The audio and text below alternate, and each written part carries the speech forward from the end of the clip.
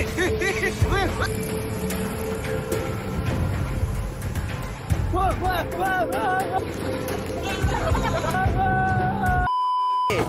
bang, okey dah. Abang kepala otak ke abang? Hah? Kau ada nampak aku pakai songkok ke? Alamak. Akak. Kau ni panas lah aku tengok. Kau bawa kereta boleh tak?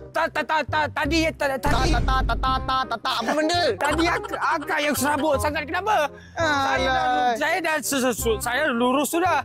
Engkau bawa kereta macam orang ambil barang apa pasal? Tak, pakaian smart macam ni takkan ambil barang. Alah. Ini ada lesen ke ni? Kenapa macam budak sekolah ni? Jangan cakap lesen. Geran pun ada lah di tangan. Geran pun Alah engkau. Kenapa macam tak ada lesen macam budak sekolah dia pakai tudung pandu putri. MRSM ada outing hari ni, outing. Outing pula dah. Alamak, langgar-langgar orang pula. Tak ada apa-apa kan? Ada. Ini Apa? sakit ni. Calon balon ni. Calon balo. Banyak calon ni. Calon balo. Ha. Calon balo. Kereta saya okey ke? Pinky Suzy. Pinky Suzy. Pinky. Tak kena orang langsung. Pinky Suzy okey tak? Kau kisah kat kereta kau. Habis motor aku siapa nak tanggungjawab? Kenapa motor calar sikit je dia ni ha. Kau belanja aku cover set baru. Joker punya cover set. Jalan. Joker punya cover set ah. Ha. Aduh, macam mana ni bang? Kak. Kena ketumbuk kau kan. Sorry. Bang. Sorry.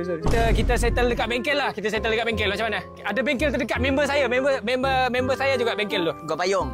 Sama-sama melanggar. Takkanlah aku je yang payung.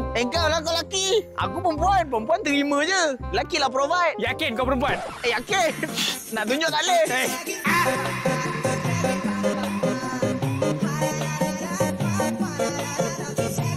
Aku perempuan. Jangan tunjuk. Apa-apa pun kita settle dekat bengkel. Jom. Aku bawa kereta kau bawa motor aku. Tak payah.